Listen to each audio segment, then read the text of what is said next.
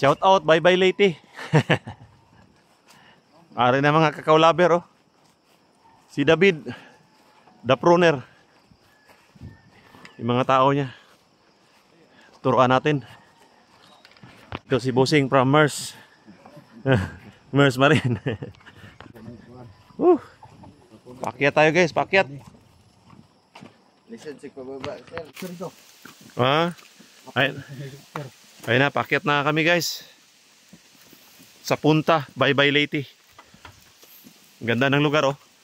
May mga bamboo trees.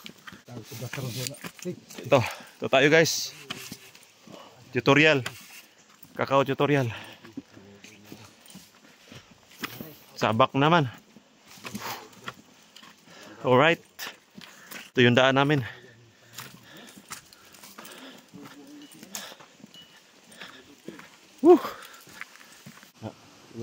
Tugas. Anong sa English yan tugas, sir?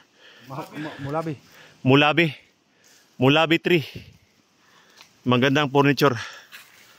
Dito na sir. Tok-tok. Tok-tok, sir. Exercise, sir. Dito na tayo.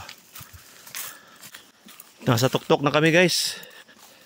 So ito na. Malapit na tayo sa farm. Kakao farm. Ha? So dito na tayo, guys, oh. Ada. Ay, spread. Dito na tayo sa kakao, guys. Parang Africa pala to, sir. Ganito yung kakao sa Africa. Oh, malalaki. Mga hindi crafted. Ito? Ito, maganda daw to. Ganun ba? Grabe guys, oh. Yun yung mga kasama namin. Mga labor ni sir. Ito naman. Ito yung mga kakao niya guys, oh.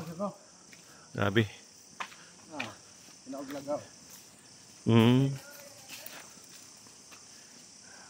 Kakaiba din dito guys, oh. Ano talaga? Forest talaga, sir. Hindi pa siya open ba? Kailangan natin ng araw, sir, sa kakao. Overshaded siya.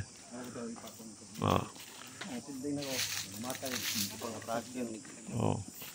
So pinaatake ng mga daga guys. Tapos walang araw, overshaded, maraming tanim. Dito na kami sa Baybay, Punta Leyte. So ito yung area ni sir.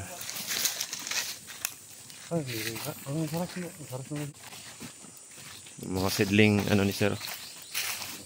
Ay, tubig na dia. So dito na kami sa site. Ito yung kakao nila. Grabe, oh.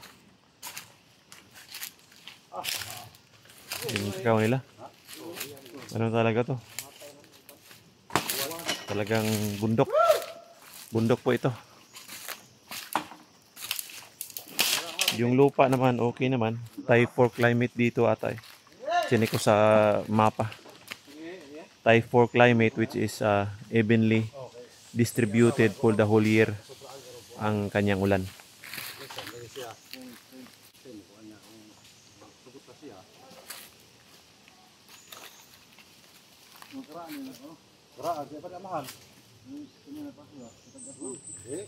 So ito na si Dave, oh. Naghahanda ng 7-knife. So may mga 7-knife, kawayan lang gagamitin natin. Lagyan ng goma para mas safety siya. Huwag yung tubo tapos i-welding. Sige, wag mo ipakita mo. So kawayan lang talaga. Yan, so, ito yung 7-knife. Pang high pruner natin. Sa grass cutter, oh. Nagdala sila ng grass cutter. Chainsaw. Ito. Sprayer. Mahal to, ganito. Power spray. Mga seedling po. Kakao seedling.